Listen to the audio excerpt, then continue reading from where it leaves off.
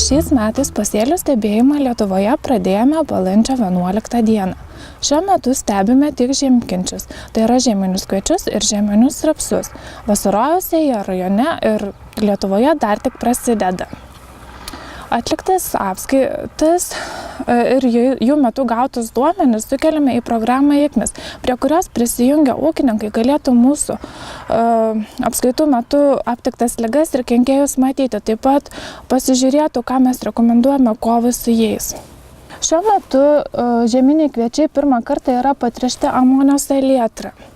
Pavasarinis augalų tręšimas rajone dar tik prasideda. Rudenį buvo tręšti kompleksinė trąša prie sėją. Žieminiai kviečiai ir žieminiai rapsai Alytaus rajone peržiemojo skirtingai. Nemunas tarsi padalijo rajoną į dvi dalis ir tarsi nubrėžė sniego pasiskirstymo ribą rajone. Šiaurinėje rajono dalyje sniego danga buvo minimali arba jos visiškai nebuvo, o pietinėje rajono dalyje sniego danga buvo stora. Tai ir lėmė sėkmingesnį žiemkenčių peržiemojimą pietinėje rajono dalyje. Šiuo metu žieminiai kviečiai pradėjo aktyviai vegetuoti.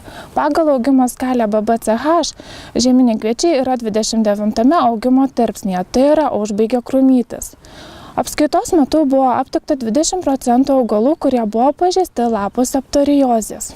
Ant beveik visų augalų senų lapų buvo rastas septoriozės piknidžių, todėl išlieka didelė šios ligos pasireiškimo tikimybė vėlesnės augalo augimo tarpsnis. Kenkėjų pasėlyje aptikta nebuvo.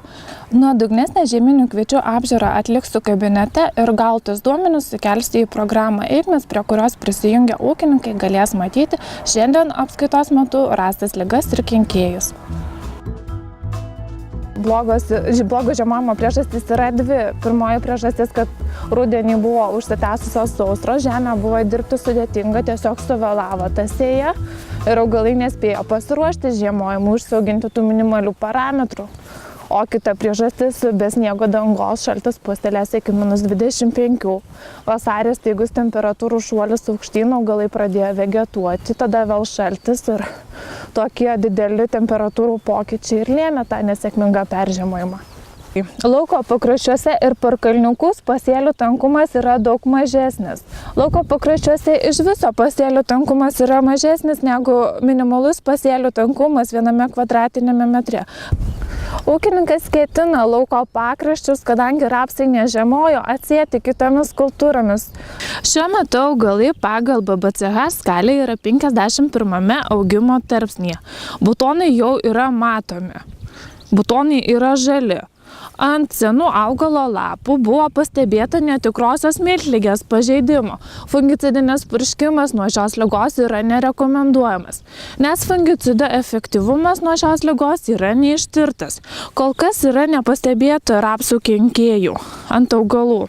Dėl to, kad rapsų pasėlis yra retas, rudenį nebuvo nupurkšta nuo žolių, dabar rekomenduočiau daryti pirmąjį herbicidinį purškimą nuo žolių, nes įsiviravusios piktžolės yra žliaugė, čiužutė ir ramunė. Šiek tiek matosi varpučio, šiek tiek pienės.